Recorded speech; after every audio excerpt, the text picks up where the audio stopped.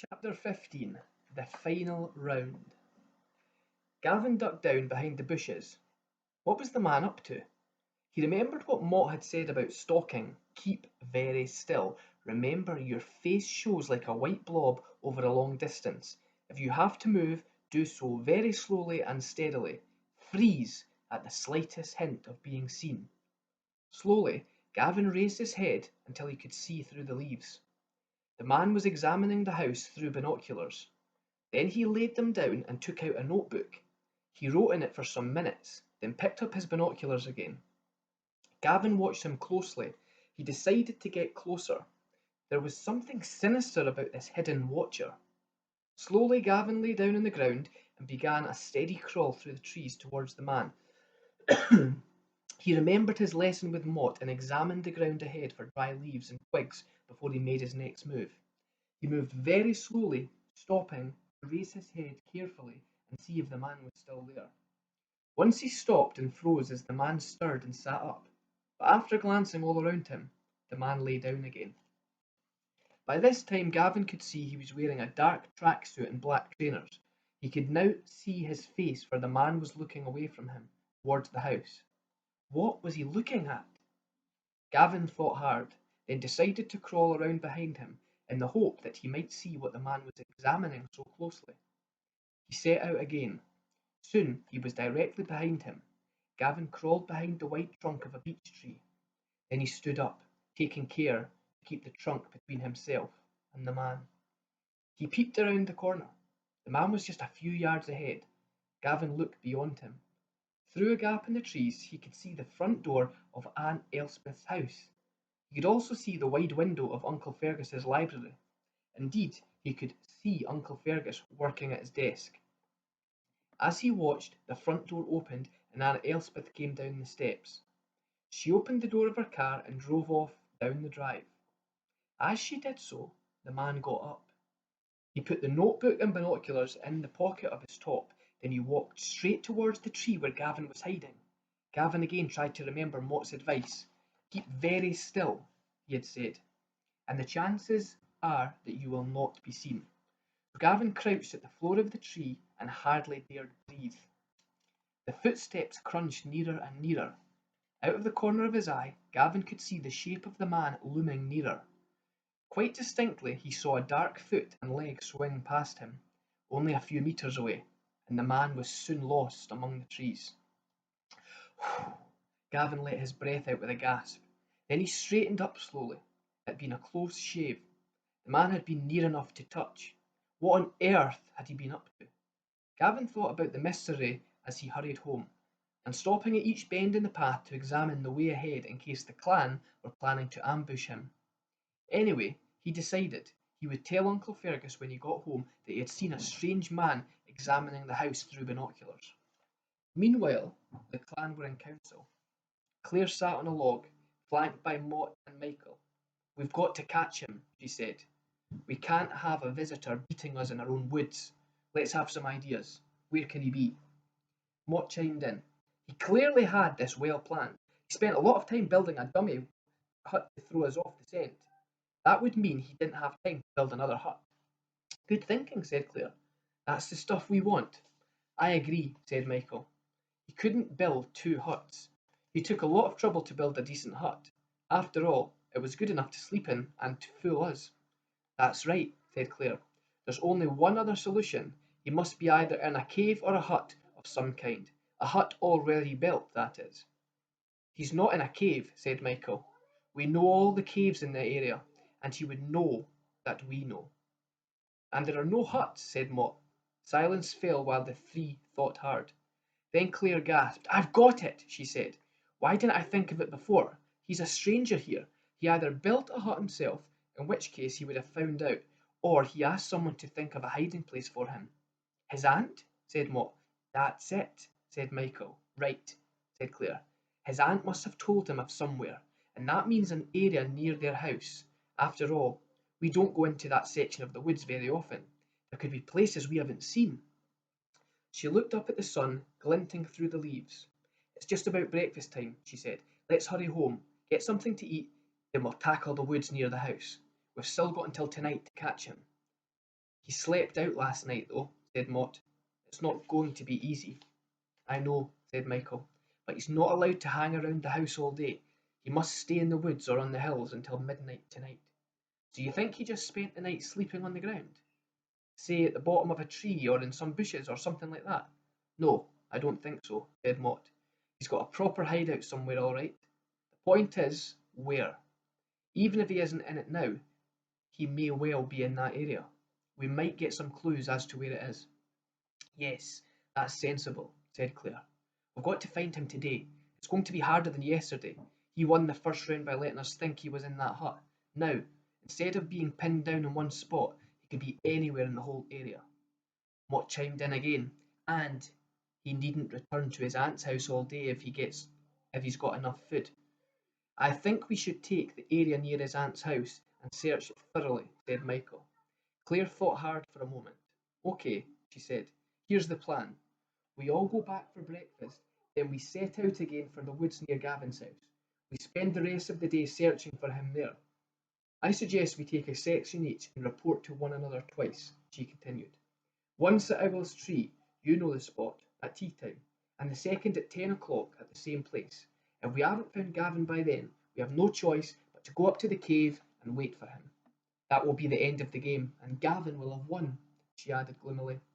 Then she smiled. But we've got lots of time until then. We'll catch him. Is that settled? Michael and Mott nodded. Now to details, said Claire. We'll need enough food each to last us until night time. Shall we wear full uniform? Asked Michael. Oh yes, said Claire. This is the final round. We must do things properly. Anoraks, balmorals, tartan sashes and bows. We must catch him. Now, let's go home and eat. Then get started. The three got off their feet and ran off briskly through the trees. This time they meant business. Chapter 16. Signs of Alarm. Gavin raced into the house, his breath coming in gasps. He dumped his rucksack on the doorstep and headed for the kitchen door. He skidded on the rug at the entrance to the kitchen and caught hold of the side of the door to keep his balance. A muffled exclamation came from a cupboard. Betty, the home help, came out with a startled look on her face. My goodness me, she said. Whatever is the matter? Where's Uncle Fergus? Said Gavin. He's just gone out for a walk, said Betty. Why? Why? Echoed Gavin. Because there's a man watching the house through binoculars, that's why. Where did Uncle Fergus go? When will he be back? Sorry, but it's important. He hopped excitedly from one foot to the other. Now just calm yourself, said Betty. Your uncle has only gone for a walk. He'll be back soon. He's been inside working for days. He said he needed some air. What's all this about a man? Gavin began to tell her, the words pouring out of him at first, then coming more slowly as he went on. Indeed, as he told her what he had seen, it didn't sound quite as alarming as he first thought. Betty listened intently and patiently as he told her about seeing the man lying behind a tree watching the house through binoculars, of how he had hidden when the man left after Aunt Elspeth had driven off in the car. I really don't know what he was up to, he finished lamely, but people don't hide behind trees for nothing. There's a lot of silver in the house. For all we know, he might have been after that. Do you think we should phone the police? Betty thought for a moment, her brow furrowing.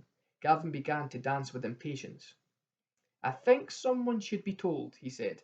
Have you any idea where Uncle Fergus has gone? Perhaps I could go and find him. You could try, said Betty doubtfully, but I don't know which way he went. I'm a bit worried myself. I've never liked having all that silver in the house. I know it's in a safe, but this is quite a lonely place. Then she brightened up. Perhaps he's just a poacher, she said. No one knows there is silver here, only your uncle and aunt and yourself. I know because I have to clean the house, and I was told about it, but no one else knows. I'm sure your uncle will be back in a minute, continued Betty. He'll know what to do. She smiled at Gavin. Besides, you and I are in the house. No one is going to come in now. It'll be hours before it is dark, and your uncle will be back by then. Gavin thought hard. Perhaps he was letting his imagination run away with him. Perhaps being hunted by the clan had affected him. Thinking of the clan reminded him that he was not supposed to stay in the house. Then an idea struck him. I've got an idea, he said to Betty, who still had a worried look on her face. I'll phone Aunt Elspeth and tell her about it. She'll know all about poachers and tramps and can tell us what to do. Betty brightened up. That's a good idea, she said.